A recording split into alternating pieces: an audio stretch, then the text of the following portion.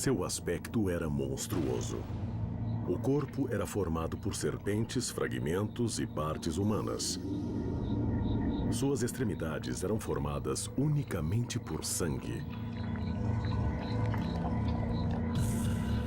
Sua saia era feita de serpentes.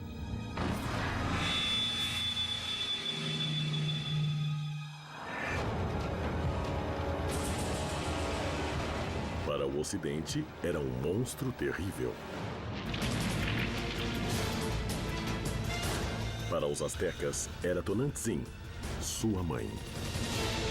Este é o mito da deusa asteca que os evangelizadores não puderam compreender e não puderam impedir que se transformasse na padroeira do México como um dos ícones máximos do catolicismo. A Virgem de Guadalupe. Uma gravidez milagrosa a expôs à fúria dos outros filhos, que decidiram matá-la no momento em que estivesse dando à luz.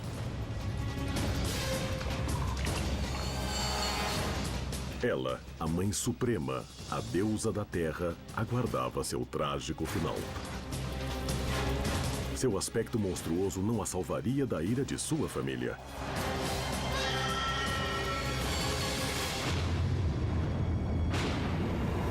Confronto dos Deuses, América Latina.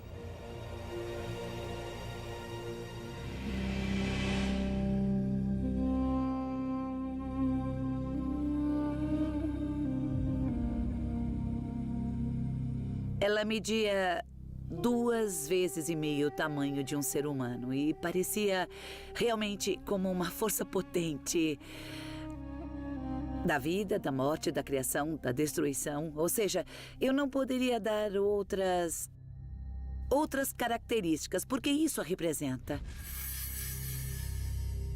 Era uma deusa de aparência terrível, no sentido correto do termo. Espantosa, terrível, muito impactante. Para os astecas, esta deusa se relacionava diretamente com a terra, que é onde se encontram a vida e a morte para qualquer cultura agrícola. Ela era terra e morte. Esse é um ponto muito importante. Tinha esse aspecto tétrico e tinha esse aspecto frio da morte e da terra. No contexto indígena pré-colombiano, diferente para o mundo cristão, a morte era genética e também recupera o ser que existiu e o recicla. Nós imaginamos a criação e a destruição como coisas diferentes. Pensamos em Deus tocando o dedo de Adão na Capela Sistina, não é? Passamos longe dessa representação, mas basicamente elas são iguais. Uma é um pouco mais sublime, não? E a outra está mais perto do sentido de pares.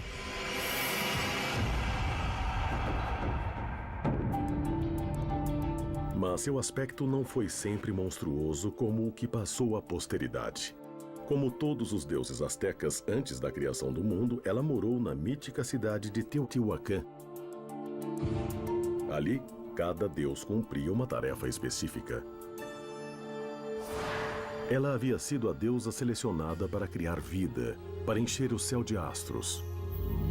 A jovem Coatlicue era dona de uma beleza encantadora, que encantou vários deuses com seus encantos, até que finalmente decidiu se casar com Mixcoatl, um dos filhos do Senhor da Criação.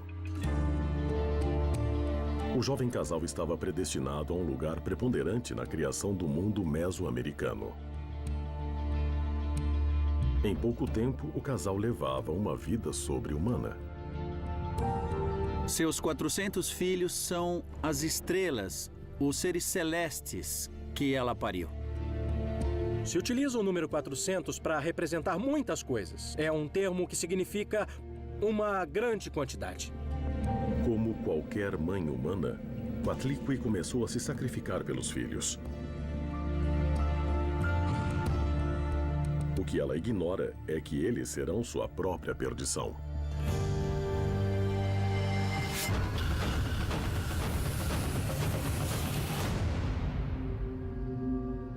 Entre os 400 se destacava uma jovem deusa, a filha mais velha de Coatlicue. Coyolxauhqui, a primogênita, é a Lua.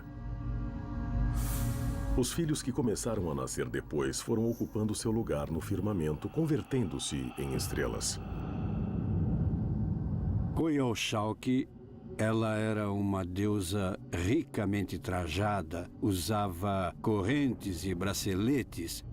E creio que se imaginarmos a Lua em relação às estrelas, há uma predominância da Lua quanto à luminosidade, quanto ao tamanho de nossa perspectiva.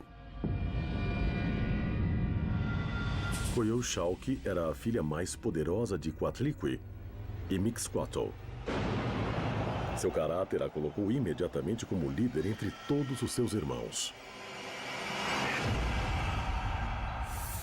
Coatlicue e Mixcoatl cumpriram a primeira missão que lhes foi encomendada e povoaram o céu de estrelas.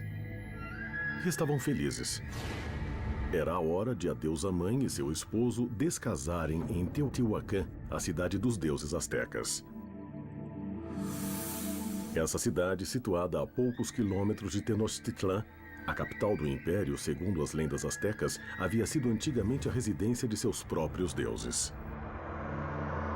Teotihuacan foi uma cidade enorme. Em seu tempo, no ano 300 de nossa era, maior do que Roma. Foi possivelmente a maior cidade do mundo. Era uma cidade multiétnica que havia encontrado um modo de absorver as pessoas e fazer um caldeirão cultural de uma riqueza incrível. Teotihuacan era uma cidade muito anterior ao Império Azteca e começou a ser construída aproximadamente no ano 100 a.C. Mas seu apogeu chegaria no século III d.C., quando chegou a ter mais de 200 mil habitantes. Era um ponto de confluência de diferentes culturas americanas, e às suas ruas chegavam visitantes de todo o continente. Era tão grande que nem precisava se proteger de agressores externos. No século VII, a cidade começou a declinar lentamente, até que praticamente foi abandonada por seus habitantes. Até hoje, os motivos da grande imigração são desconhecidos. Quando os astecas chegaram ao Vale do México no século XII, a cidade já estava em ruínas. Mas ante a grandeza de suas construções, o Império Nascente não pôde deixar de nomear essa cidade como sendo o lugar de onde vieram seus deuses. Todas as cidades mesoamericanas refletiam a primeira história da criação. Então, as grandes pirâmides são a representação da primeira terra. São monumentos que marcam o tempo, a partir do qual se podia observar o sol e organizar a vida da comunidade. E Teotihuacan tinha a pirâmide do Sol, a pirâmide da Lua, com todas suas histórias míticas, a calçada dos mortos, com muitos edifícios e depois bairros, bairros, bairros e bairros. Esse lugar maravilhoso era, para os astecas, a morada dos deuses. Ali estavam seus templos e o lugar aonde deviam se dirigir. De modo que ali chegaram Coatlicue e o esposo Mixcoatl. A vida sorria ao jovem casal. No entanto, não seria assim para sempre. Coatlicue tinha seu lugar entre os deuses. Ela havia cumprido sua tarefa de cobrir o céu de estrelas. Mas uma tragédia estava a ponto de acontecer.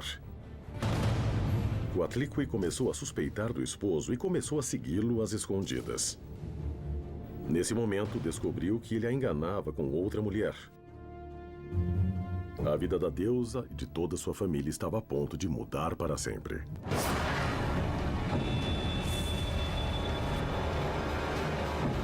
Confronto dos deuses, América Latina. Coatlicue era a deusa mãe dos astecas. Um ser dual que representava a vida e a morte. Ela era maternal e vivia feliz junto ao marido, o deus das nuvens, Mixcoatl, na cidade de Teotihuacan. No entanto, algo estava a ponto de mudar para sempre. Com o esposo, concebeu mais de 400 filhos que foram ocupar o lugar das estrelas. Coatlicue vivia em seu templo em total harmonia com o esposo e seus filhos. Mas havia uma suspeita em seu coração que ela devia esclarecer. Mixcoatl saiu de casa e Coatlicue o seguiu às escondidas. Mixcoatl era um grande conquistador, que circulava nas aldeias e que também molestava as mulheres. Timalma apareceu desnuda em frente a ele, então ele tratou de cercá-la e finalmente terminou tendo relações sexuais com ela.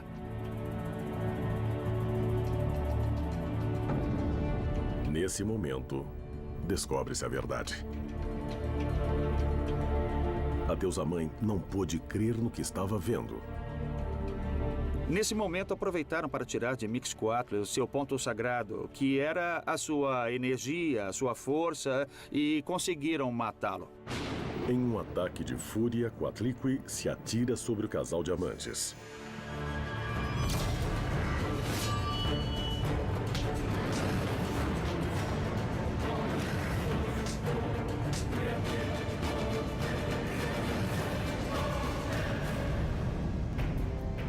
Mixcoatl morreu pelas mãos de Coatlicue. Timalma conseguiu escapar. A deusa-mãe ficou devastada. Coatlicue, a deusa-mãe, a fazedora de vida, mudou. Já não era uma bela jovem. Sem o esposo, a alegria se transformou em dor. E sua vida mudou.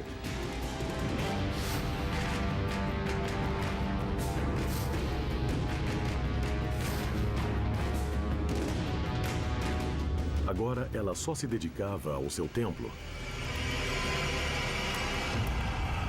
Ela decidiu se dedicar ao templo, na própria Tula, ou perto de lá, no lugar chamado Coatepec, o Monte da Serpente. Coatepec, na verdade, é o nome das pirâmides, em geral, dos grandes templos. É um lugar sagrado e ela se dedicava a varrer como um ato de penitência.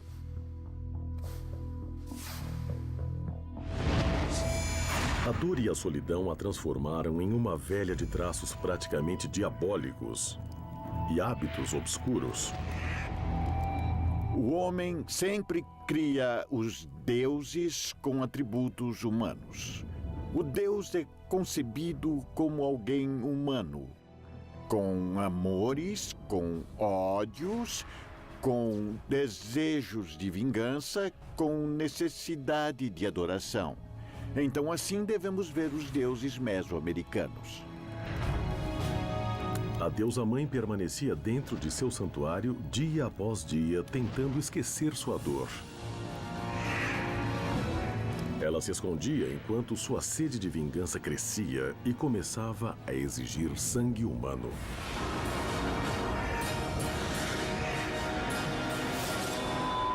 Ela se torna uma divindade que se deve alimentar. Isso implica dizer que se deva ficar o tempo todo fazendo rituais, sacrifícios para poder sustentar e manter a terra. A vida da deusa começou a se tornar rotineira e obscura. Ela se fechava em sua dor. Coatlicue pensava que sua vida tinha terminado e passava seus dias dentro de seu templo. Porém, um fato milagroso mudaria para sempre a rotina da deusa.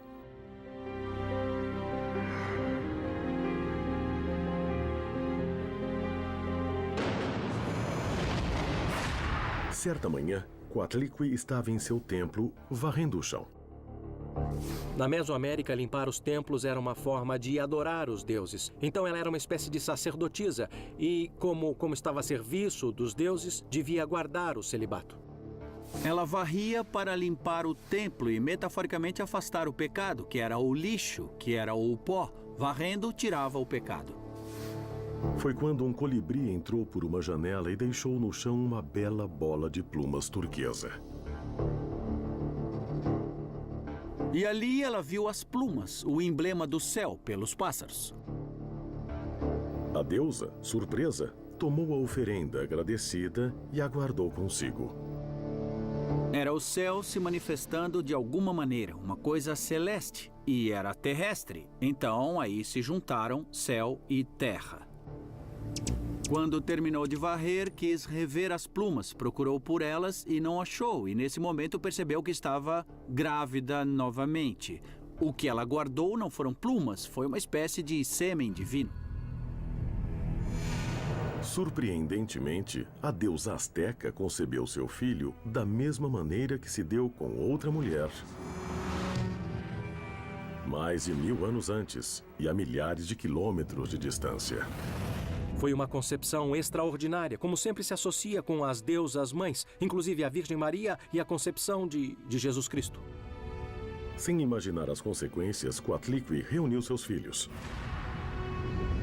Queria contar a novidade e compartilhar com eles sua alegria. A deusa, que achava que a vida havia terminado para ela, tinha uma nova missão no mundo.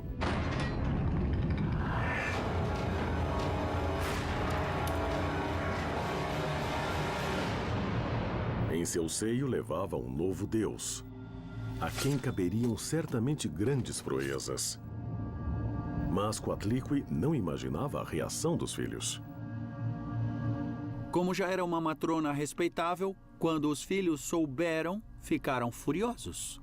E disseram à mãe que ela os envergonhava, que a mãe deveria se dedicar tão somente a costurar, a coisas relativas às orações. E sabe-se lá com quem ela se meteu para estar grávida. Não acreditaram na história das plumas. Coatlicue ficou arrasada. Seus filhos não aprovaram a gravidez e a acusaram de adultério. Sua alegria se transformou em medo e ela ficou só, sabendo que os filhos seriam capazes de qualquer tipo de vingança. Interpretaram como uma afronta a eles, porque pareceu que a deusa rompeu o celibato que devia guardar por estar dedicada ao culto dos deuses. Então eles decidiram matá-la. A desonra para os astecas só se paga com a morte. E quem eram seus filhos? As estrelas. As Centson-Huitzilopochtli, as 400 estrelas do sul, lideradas por uma de suas filhas. Afinal, são 400 do sul, os Huitzilopochtli, ou os espinhosos, mas Coyolxauhqui, que é a deusa do caracol da lua, que era a filha mais velha. Coyolxauhqui decidiu matar sua mãe e começou a organizar seus irmãos, os Centson-Huitzilopochtli, para levar a cabo seu objetivo. Na realidade, todos, menos um.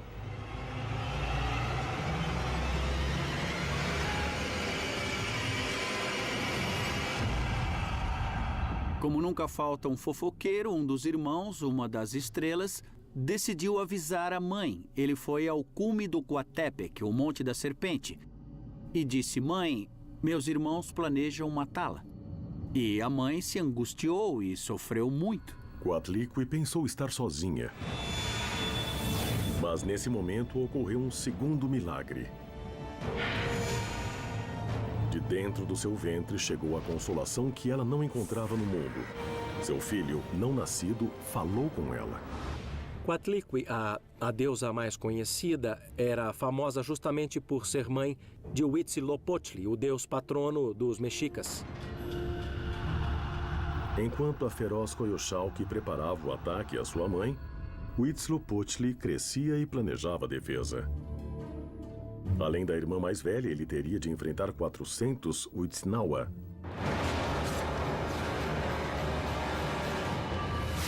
Perto do nascimento do filho, que era um deus, logicamente, cercam Coatlicue em um monte sagrado, o Coatepec, o Monte da Serpente. E justo antes de nascer, quando os Huitzilopochtli e Coyolxauhqui se aproximavam, o menino que a deusa levava nas entranhas falou de novo: "Não tema, eu a protegerei." Coyolxauhqui avançou com firmeza diante de seu exército formado por seus irmãos, até o local onde a mãe estava. Coatlicue os havia desonrado e agora devia morrer sob a espada deles. A deusa-mãe estava resignada e tinha saído do santuário oculta em um dos flancos do monte Coatepec. Ela estava a ponto de dar à luz. Ali, aguardou pacientemente sua morte. sabia que ela sozinha não podia fazer nada contra a ira de todos os filhos. Confronto dos Deuses, América Latina.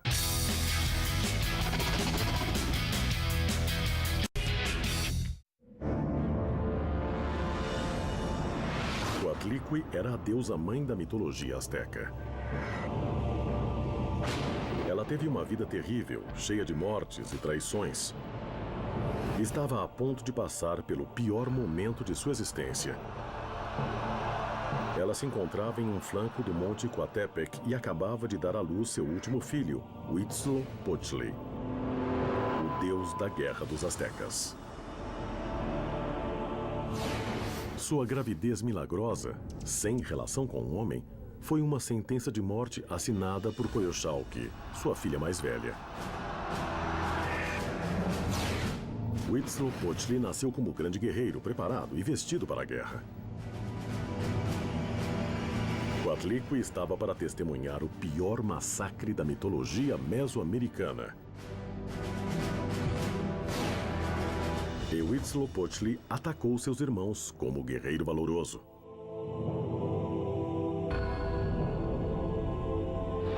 E também armado com a Xilcoatl, a serpente turquesa, que seria uma das traduções, ou a serpente de fogo. Com esse raio, atacou seus irmãos. Seu objetivo era enfrentar Coyolxauhqui, a líder da rebelião. E começou uma luta na qual morreram muitos dos seus irmãos.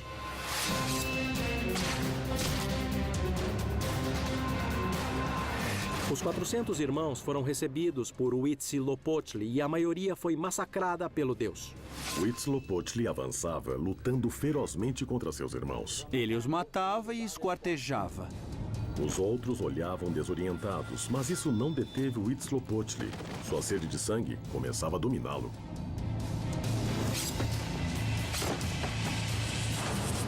Um a um, atirou seus inimigos ao firmamento. Então, poupou a vida de alguns irmãos que suplicaram que os perdoassem e imploraram por piedade. Rapidamente, Huitzilopochtli chegou até a sua irmã. Antes que ela pudesse se defender, o deus do sol atacou. E ela ficou lá, aos pés do monte, esquartejada. A instigadora da rebelião estava morta.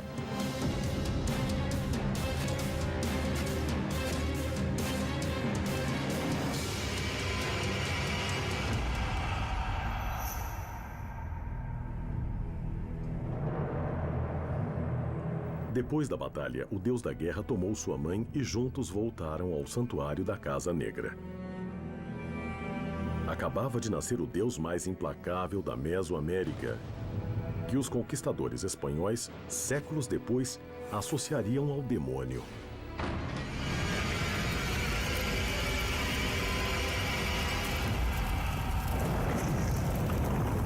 Ele se parecia muito com o pai.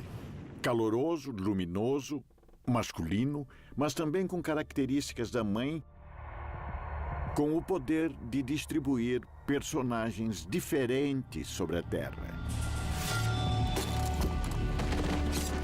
Dentro do mito de Huitzilopochtli, sua primeira batalha foi fundamental.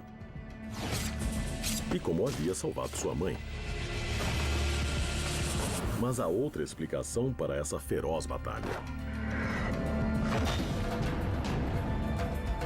Ele veio sincronizar a queda da lua, a morte dos irmãos, a queda das estrelas e o nascimento cotidiano do sol no horizonte. As estrelas, em especial a Via Láctea, são os 400 irmãos que todas as manhãs fogem dos raios do sol, que obviamente são representados pela espada de Huitzilopochtli. A Xilcoatl.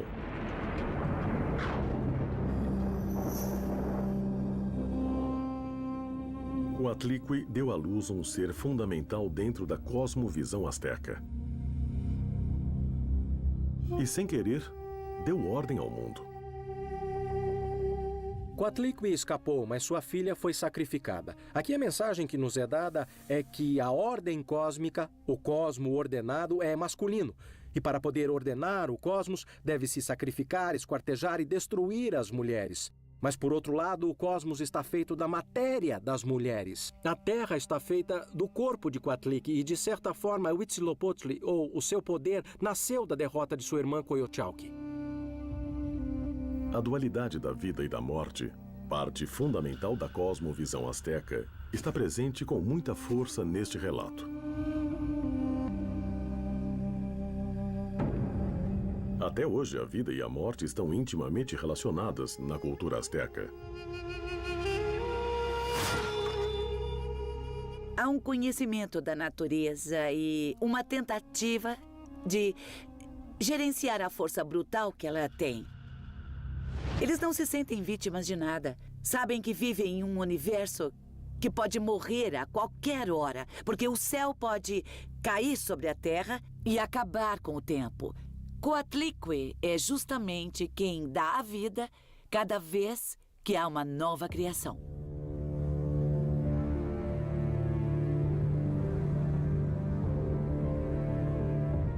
O tempo dos astecas começou a ser regido a partir do parto de Coatlicue.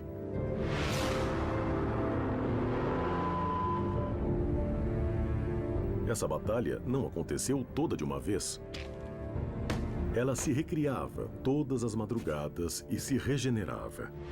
Cada vez que um novo ciclo começava, a continuidade da vida ficava em jogo. Por isso, deviam manter Huitzilopochtli forte. Ele devia triunfar sobre as sombras, devia nascer da deusa-mãe e vencer sua irmã. E ele deveria ser alimentado de sangue e corações humanos.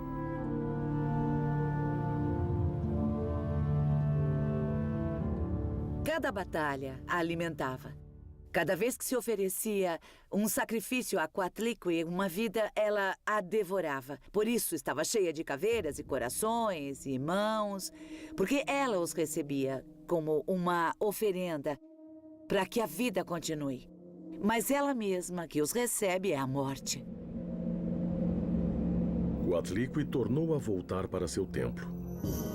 O sangue de seus filhos foi espalhado no campo de batalha e dela nasceu o firmamento, o amanhecer e o sol. Com a chegada dos evangelizadores, a expulsão dos deuses mesoamericanos faria com que sua figura se transformasse em outra, uma que ninguém poderia ter imaginado. A antiga deusa-mãe iria mudar e se transformar na nova padroeira do México, a Virgem de Guadalupe.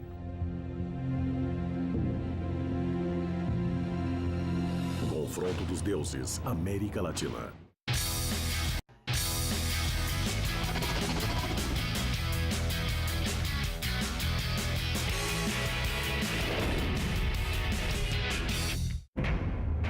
Coatlicue era a deusa-mãe dos astecas. Ela pariu mais de 400 divindades, as estrelas e a lua. Era a mãe de Huitzilopochtli, o deus do sol e da guerra para os astecas. No entanto, com a chegada dos espanhóis, o reinado dos deuses astecas chegou ao fim. Pelo menos assim pareceu.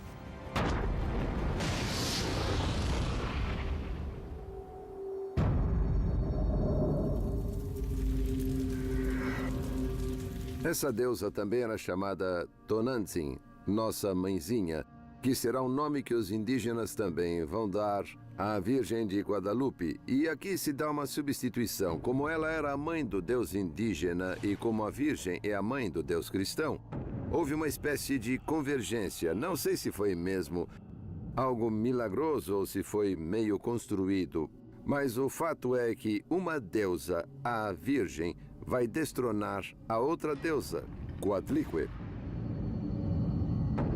O culto a essas deusas era fundamental ao culto religioso mesoamericano. E também o culto às deusas mulheres era uma parte muito importante do culto religioso católico.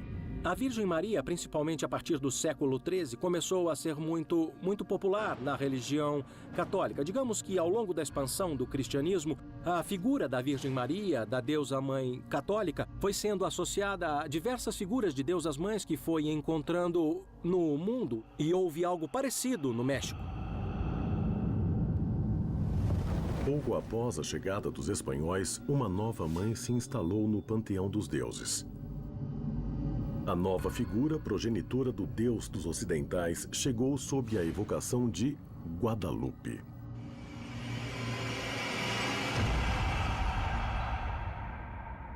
Desde muito cedo, no século XVI, os indígenas começaram a se aproximar da figura da Virgem Maria, um pouco como continuação de suas deusas mães. E alguns setores da Igreja Católica, dos evangelizadores, dos clérigos, fomentaram essa identificação, porque era uma maneira de que o catolicismo ganhasse popularidade entre a população.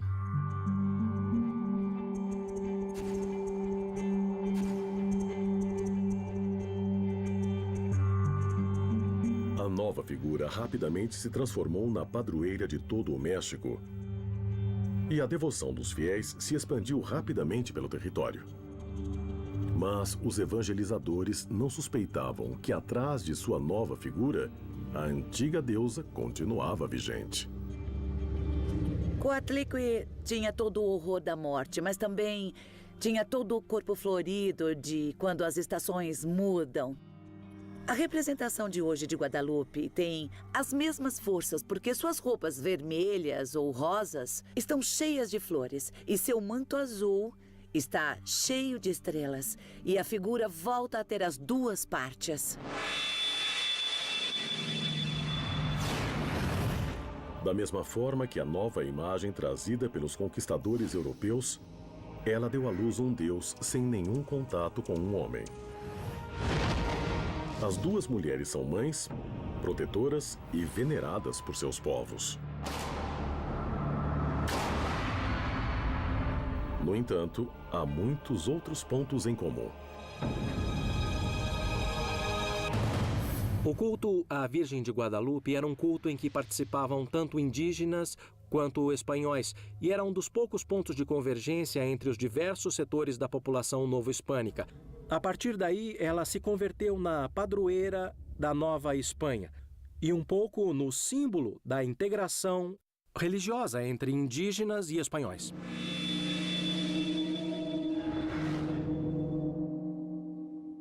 As coincidências entre as duas figuras femininas colaboraram com a imposição da nova cultura. Enquanto Coatlicue via o desaparecimento de seu culto, a Virgem de Guadalupe aparecia ocupando seu lugar. A identificação da Virgem como deusa mãe. Inclusive, a chamam de Tonantzin, que em língua náhuatl significa Nossa Mãe, e chamar a Virgem Maria de Nossa Mãe é algo perfeitamente aceitável no catolicismo. Então, chamá-la Tonantzin não quer dizer que ela seja a deusa pré-hispânica, mas Nossa Mãe. Por outro lado, há claramente uma identificação entre essa deusa e o culto mesoamericano às deusas mães. Poderia Coatlicue ter trocado sua imagem tenebrosa pela doçura da Virgem de Guadalupe?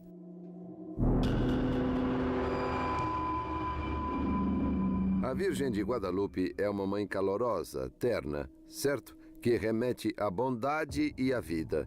E a mãe dos deuses indígenas é a terra e a morte. Segundo a lenda da conquista, a Virgem Maria se manifestou a Juan Diego, um indígena de Cuautitlán. Eles haviam sido convertidos ao cristianismo poucos anos depois da conquista espanhola. A Virgem de Guadalupe apareceu 4 vezes a Juan Diego, no Monte Tepeyac. Após uma 4ª aparição, a Virgem ordenou a Juan Diego que se apresentasse ao bispo primaz do México, Juan de Zumárraga. Juan Diego levou seu cesto cheio de flores que colhia no Tepeyac, como ordenou a Virgem. No Tepeyacac, hoje Tepeyac, havia um templo a Cihuatl, que para eles também era Coatlicue, a mãe dos deuses, a mãe do deus Huitzilopochtli. E é interessante ver que em 1531, segundo os textos de Guadalupe, a Virgem apareceu a Juan Diego, nesse Tepeyacac, onde está agora o Santuário de Guadalupe. Guadalupe ficar no santuário de Tonantzin não é excepcional. A maioria dos santuários importantes, principalmente do centro-sul do México, católicos, está construída sobre santuários indígenas importantes.